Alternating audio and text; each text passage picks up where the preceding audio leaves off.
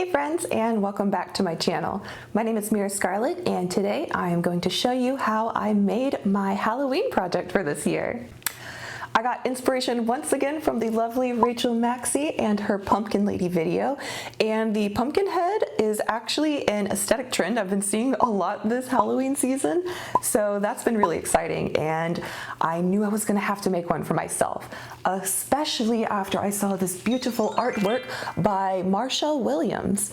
It's got this really cool goth girl vibe that I completely fell in love with, not to mention this beautiful detail of the severed head trick-or-treat basket. I love that part, so I knew that I wanted to use Marshall's art as my main point of reference as I designed my own pumpkin girl look. So without further ado, let me show you how I brought my own pumpkin lady to life. Okay, so if you guys can see, this is kind of just like my inspiration, everything here. So these few dresses I really like and are definitely a bit more in my style, and since I have made so many puff sleeve dresses, it's not going to be quite like this design. I think I'm going to be aiming more for this look right here, especially because I really like the moon. I'm probably going to change the position of it and kind of go with the same neckline, the same type of skirt, and then I really like these off the shoulder ruffles here. And then what I like about this one is it's also kind of got the ruffles, but then it's got long sleeves, and since it's going to be a fall dress, I think I'm going to add those long sleeves to this and have exposed shoulders. And I'd like to make this out of kind of like a heavyweight spandex or something like that. So yeah, that is my plan for that. And then I was just going to kind of combine these together to get an idea of exactly what I want. So I'm just going to quickly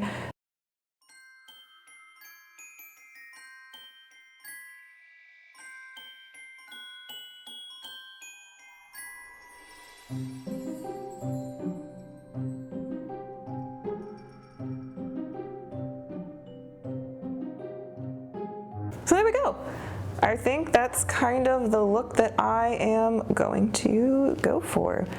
So yay! Let's get ready to go to the craft store and I will get my fabric that I need to start on this lovely dress. Alrighty, let's go.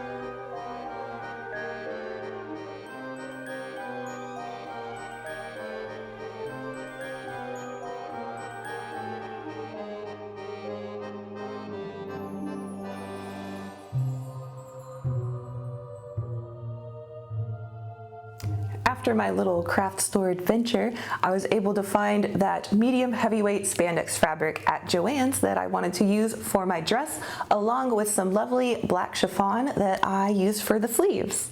And of course, I couldn't pass up picking up that beautiful navy blue beaded fabric that was on clearance for $5.99 a yard, even though it has absolutely nothing to do with this project. Which is one of the dangers of fabric shopping, because I personally always seem to find the best bargains on fabrics that I do not need, but into the storage stash they go to be used, hopefully for a beautiful project in the future. Anyway, let's get back to our current project and start on this dress.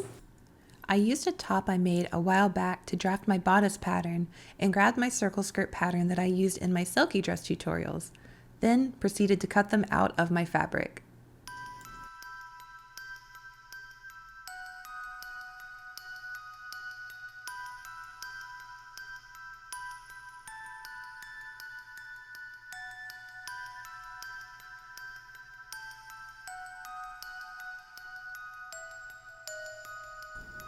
I cut my circle skirt in half so I could add pockets. I started by sewing where I have the pockets pinned along the skirt's side seams. To sew this stretchy fabric, I'm using a walking foot, which helps glide the fabric through the machine a bit more smoothly. I'll have a link to this foot in the description. For this project, I'll be using a stretch needle like this. These are my stitch length and width settings and the stitch type that I used. You can also use a zigzag stitch. I set my tension to 4, and now we can start sewing.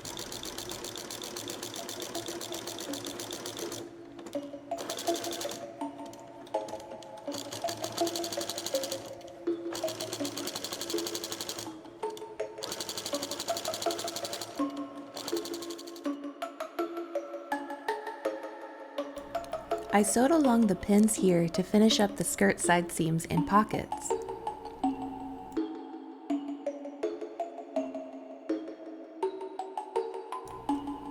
Then I sewed the bodice side seams together along with the lining. I marked where I wanted the moon cutout placement on the chest with a heat erasing pin. Then I stabilized it with a fusible interfacing.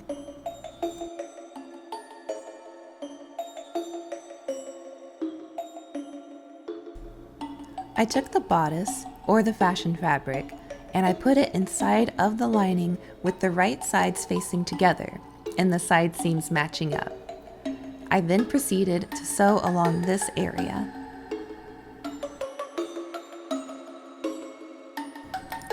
I pinned the edges for top stitching and basted the moon in place.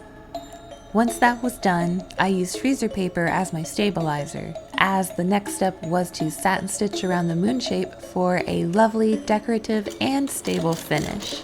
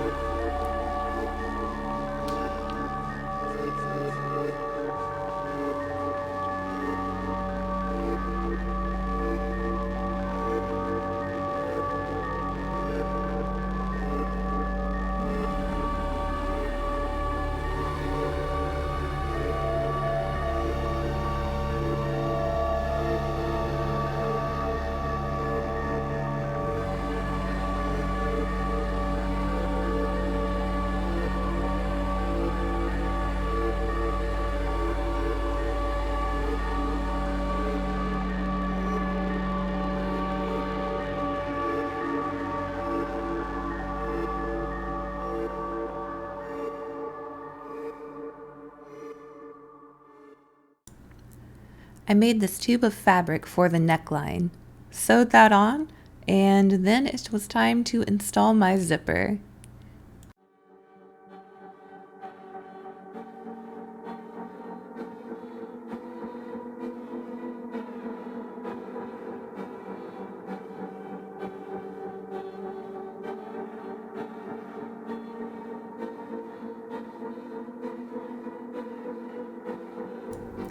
Now for the ruffles. All I did was take a strip of fabric, hemmed it on both sides, and added elastic to one of the ends. And this is the result.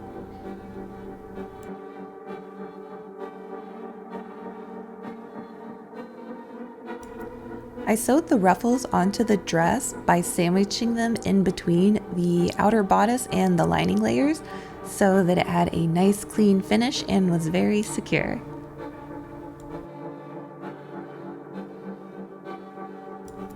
I didn't film much of how I made the sleeves, but it's literally just a tube of fabric, and I ended up tacking that to the inside of the ruffles, and then it's just a little bit flared out at the ends. And this is how the top is looking so far. I love the way it fits. I like where the ruffles are laying, and it looks good.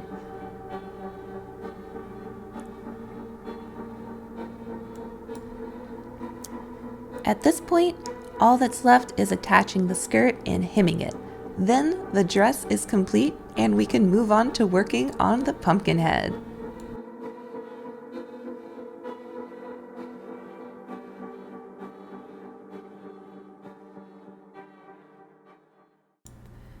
To make my pumpkin head lady, I started by filling a large trash bag with plastic grocery bags as the base. Then I used string to tie around it to make the pumpkin ridges. Once you're happy with your base shape and know that it's big enough to fit over your head, it's time to grab paper mache. I used a layer of newspaper first and then a layer of copy paper, all painted on with a mixture of about 50% water and 50% Mod Podge. This process is really messy, so make sure you have a nice little area set up that is messy proof. Wait for each layer to dry completely before putting on another layer. Once it was totally dry and I was happy with the amount of layers, I sprayed it with some Plastidip. This is probably optional and I don't think it's necessary, but I did it anyway.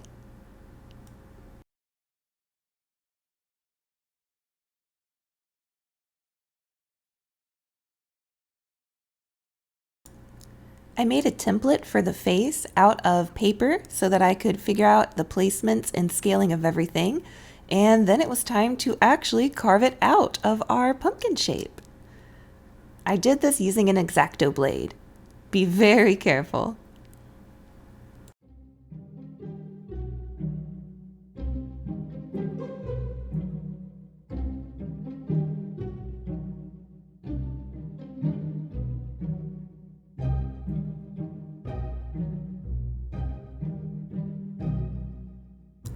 Now it's time to remove the innards.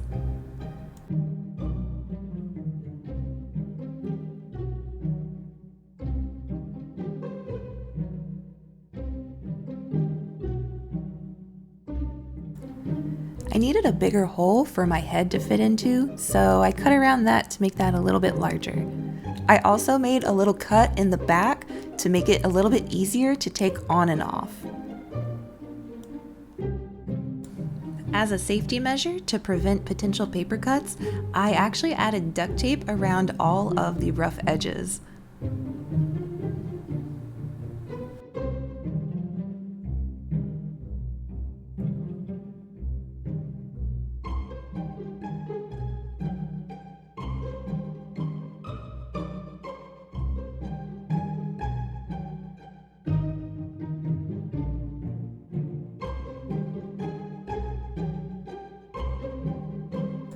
Time for a nice base coat of paint.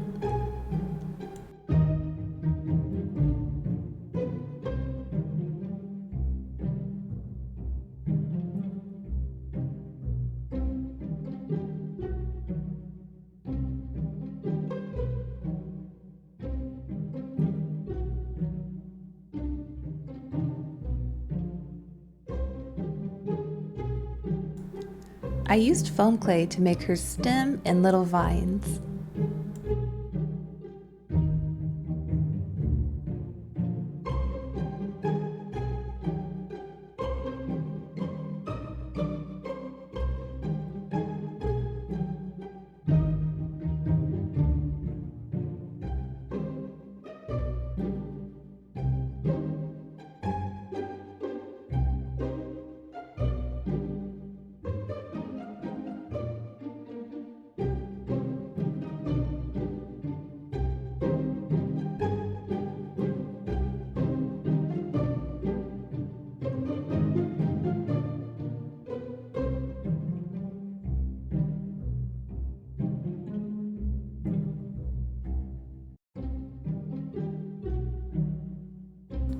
You can use your X-Acto blade or another object to carve some nice textures into it to make it look a little bit more realistic.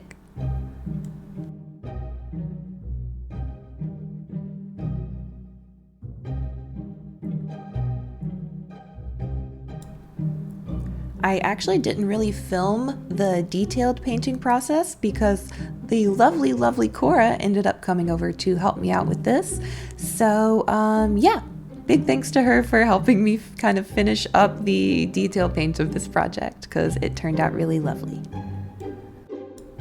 I also later realized that I needed to add some sheer fabric to the cutout areas because you could actually see my face peeking through in some of the photos I tried to take beforehand. So to prevent that, I just used some of the chiffon from my sleeves and cut out a few scrap pieces and just hot glued those in place.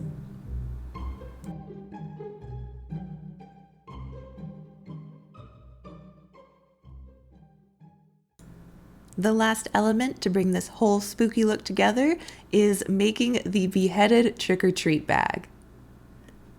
Using a foam mannequin as the base, I ended up doing a little bit of brain surgery.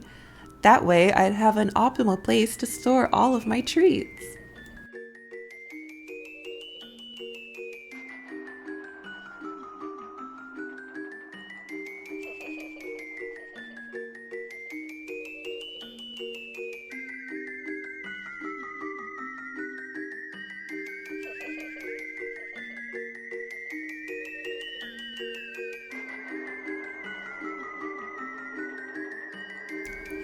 I ended up having to grab a little bit better of a carving tool for this skull.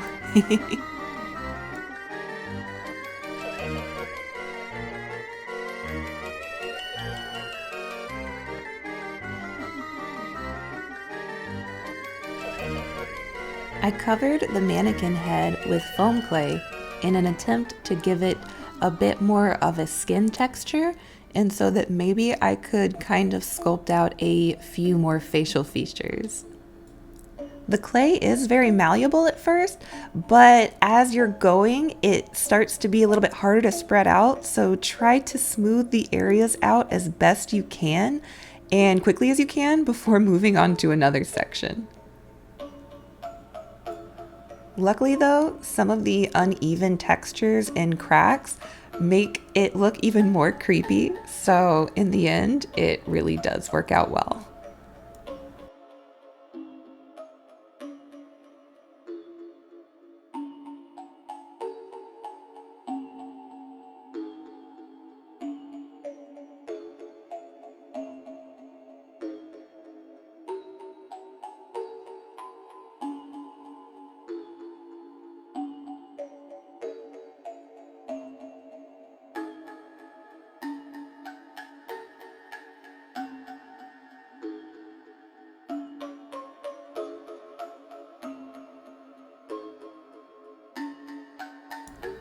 Once her skin is on, it's time to give this lovely lady some pretty locks. I used wefts from a previous project and just hot glued them onto the base like so.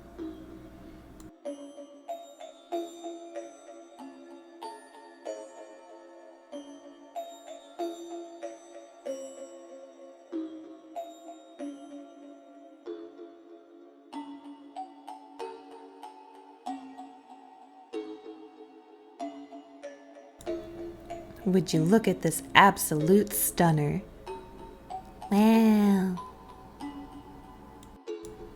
Now at this point, I've realized my mistake in not hollowing out her brains for optimal candy storage.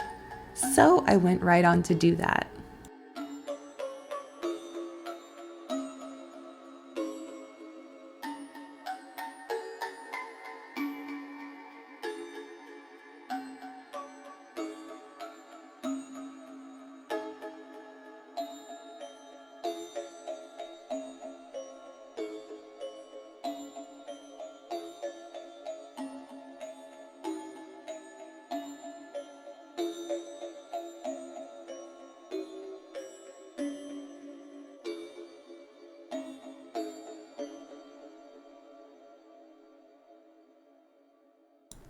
Then all she needed was a little bit of paint, most of which I didn't film, but you'll see her in the reveal, which is right now.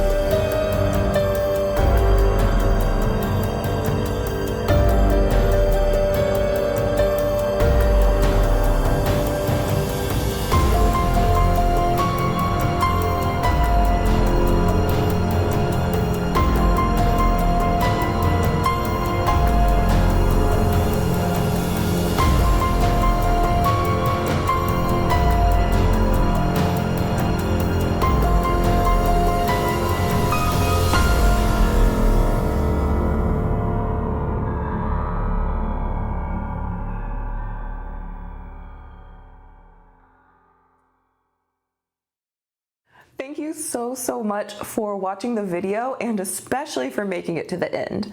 This video actually almost didn't happen because I worked on it and filmed it so sporadically that in the end I had to scrap about 50% of what I had originally filmed. On top of that, I had to try shooting the video for this project about 3 separate times, so it got a little bit frustrating, but we did finally get the perfect shots. I'm so happy about it. I love how it all turned out. A big shout out to my amazing community who's always encouraging and helping me keep moving forward, even over these little difficult obstacles along the way. If you're interested in seeing more of my work, you can check out my website at www.myuuscarlettv.com, where you can see my portfolio, check out all my socials, and have some other little information tidbits on there as well.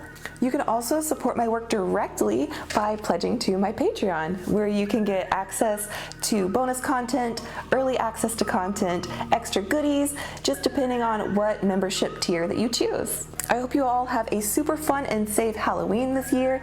Keep it spooky, and I will see you guys in my next video. Have a good day. Bye! Thanks so much to all of my patrons for supporting my work, especially those in the Fabulous Flower Power tier. Thank you Arcal, Black Aura, Brad Shelton, Brian Wilson, Eric Bolaños, Gamer Productions 116, Henrik Matson, Jamie, John Fillers, Mr. Borland, and Plastic.